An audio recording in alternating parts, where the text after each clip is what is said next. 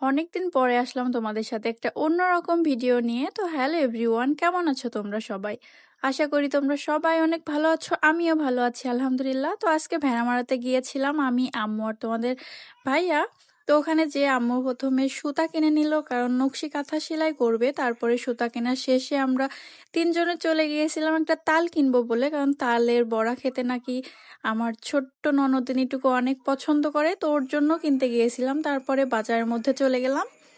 বাজারের মধ্যে গিয়েছিলাম মূলত টমেটো আর গাজর কিনবো বলে, কারণ আজকে আমি পাস্তা রান্না করব। এই ভিডিওটাতে তোমাদের আমি সম্পূর্ণ পাস্তার রেসিপি দেখাবো। তো এখানে দেখো আমি গাজর, টমেটো, মরিচ, পেঁয়াজ, ধনিয়া পাতা যা যা লাগে আমি সবকিছু নিয়ে দেখো কেটে কুটে রেডি করে নিয়েছি। এখানে আমি আলু আর গাজর দিয়েছি, টমেটো, ধনিয়া পাতা, আর রান্নাটাতে আমি চিকেন দেবো, এই জন্য চিকেন কুচি কুচি করে কেটে নিয়েছি।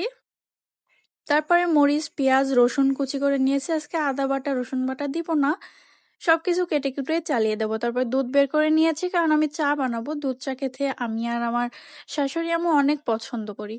তারপর প্যানের মধ্যে পানি দিয়ে বসিয়ে দিলাম। তারপরে এই দেখো পাস্তা, আমি পানি ফুটন্ত পানির উপরে পাস্তা দিয়ে দেব।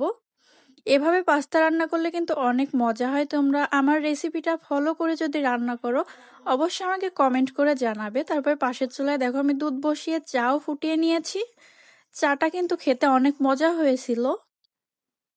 তারপরে দেখো পাস্তা আমি সিদ্ধ করে নিয়েছি, সিদ্ধ করে ভালো মতো পানি দিয়ে ধুয়ে নিতে হবে। তারপরে প্যানের মধ্যে আমি তেল দিয়ে নিচ্ছি। পাস্তাটা কিন্তু অনেক সুন্দর করে ধুতে হবে, তা নাহলে কিন্তু একটার সঙ্গে আর একটা লেগে যাবে।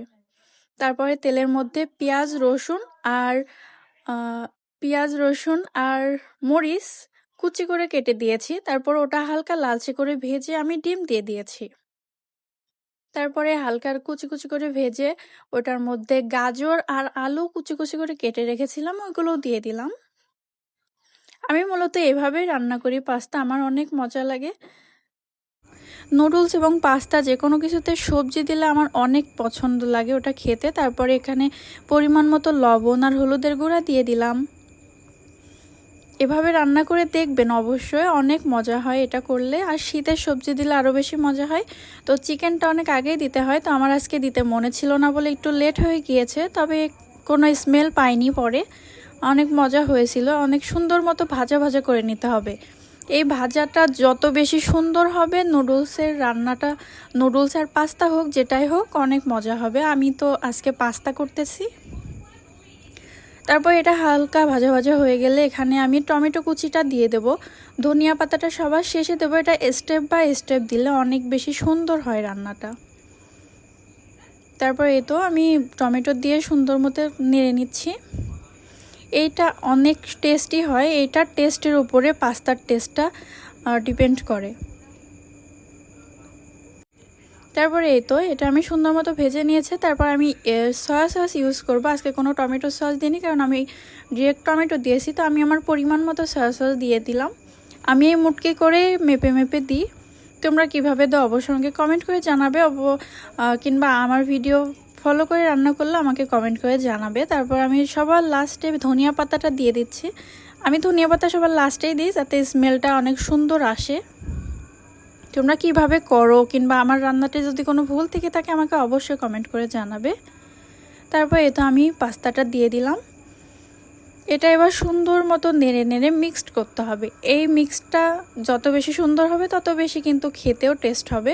তো দেখো আমার কত সুন্দর এসেছে কালারটা, মিক্স করাটা অনেক সুন্দর হয়েছিল, খেতে কিন্তু অনেক টেস্ট হয়েছিল মাশাআল্লাহ।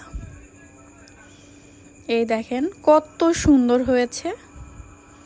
তারপরে আমি সবার জন্য বাটিতে উঠাই নিচ্ছিলাম, কারণ সবাই অপেক্ষা করছে এটা খাবে বলে। কারণ সন্ধ্যার নাস্তা আমার অলরেডি 8টা বেজে গিয়েছিল, রাতের খাওয়ার তো আর কেউ খায়নি এটা খাওয়ার পরে।